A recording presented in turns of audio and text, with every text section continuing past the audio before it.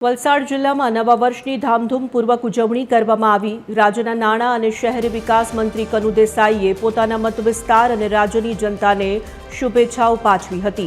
નવા વર્ષ નિમિત્તે કનુભાઈ દેસાઈએ વાપી ખાતેના જનસંપર્ક કાર્યાલય પર સ્નેહ મિલનનું આયોજન કર્યું હતું। આ પ્રસંગે નાણામંત્રી સહિત ભાજપના અગ્રણીઓ, કાર્યકર્તાઓ અને શુભેચ્છકોએ એકબીજાને મળીને શુભકામનાઓ આપી। કનુભાઈએ આવનારું વર્ષ સૌ માટે સુખ, શાંતિ અને સમૃદ્ધિ લાવે તેવી પ્રાર્થના કરી, સાથે જ લોકોની સેવા કરવાનો સંકલ્પ વ્યક્ત કર્યો।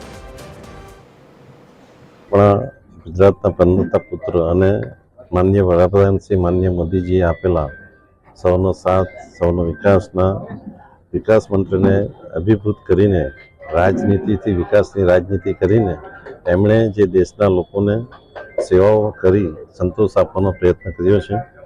ભારતીય જનતા પાર્ટી અને અમારા બધા કાર્યકરો આ જ સેવામાં લાગશે અને ભવિષ્યમાં પણ ભારતીય જનતા પાર્ટીનો એક કાર્યકર લોકોને સમર્પિત છે અને લોકસેવાના કાર્યમાં લાગશે।